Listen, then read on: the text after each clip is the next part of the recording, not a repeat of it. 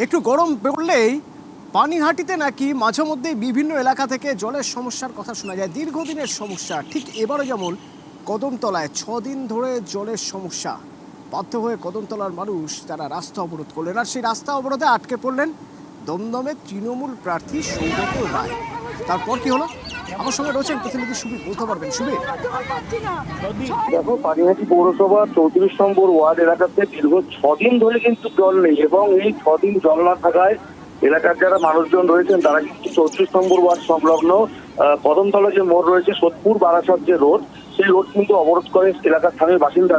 সেই সময় সেখান থেকে প্রচার সেরে ফিরছিলেন দমদম লোকসভা কেন্দ্রের সাংসদ সৌগত রায়, এবং সেই অবরোধের মধ্যে তিনি আটকে পড়েন। এবং তিনি সেই বাসিন্দারা যখন সেখানে অবরোধ করছিলেন, তিনি গাড়ি থেকে নেমে যান এবং তাদের সাথে কথা বলেন। তখন যারা এলাকার মহিলা যারা রয়েছেন তারা কিন্তু সৌগত রায়কে ঘিরে বিক্ষোভ দেখান, এবং তারা বলেন যে পৌরসভাকে বারবার জানানো সত্ত্বেও কোনো রকম তারা জলের ব্যবস্থা করছে না বা জলের গাড়ি দিচ্ছেন না।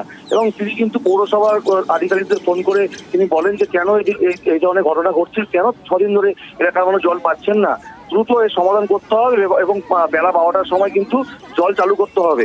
এবং প্রার্থীর কথা মতো, নির্দেশ মতো কিন্তু 12টা থেকে এই মুহূর্তে এলাকাতে জল পরিষেবা চালু করার কাজ শুরু করেছে পানিহাটি পৌরসভার আধিকারিকেরা। ধন্যবাদ। ধন্যবাদ।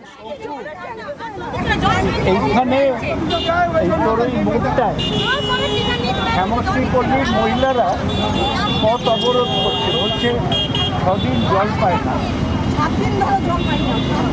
ওদের তো রিলিফ দেওয়া দরকার। মহিলারা রাস্তা অবরোধ করে, এটা তো কিছু করতে হবে।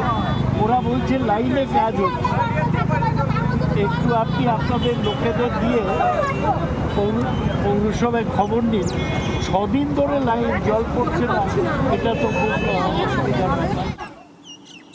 অবরোধ করেছিল মহিলারা, আমি তখন তাদের সাথে গিয়ে কথা বলি। ওরা বললেন 6 দিন ওদের শ্যামশ্রী পল্লীতে জল আসছে। আমি তখন পৌরসভার সাথে কথা বলি, তারপর আমি কেএমডি এর সাথেও কথা বলি।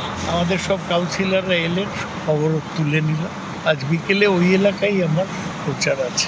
পুলিশ ছিল, কিন্তু পুলিশকে আমি বলেছি কিছু না করতে। আমাদের রাজত্বে পুলিশ মহিলাদের উপর লাঠি চালায়। জল এসে গেলে আমি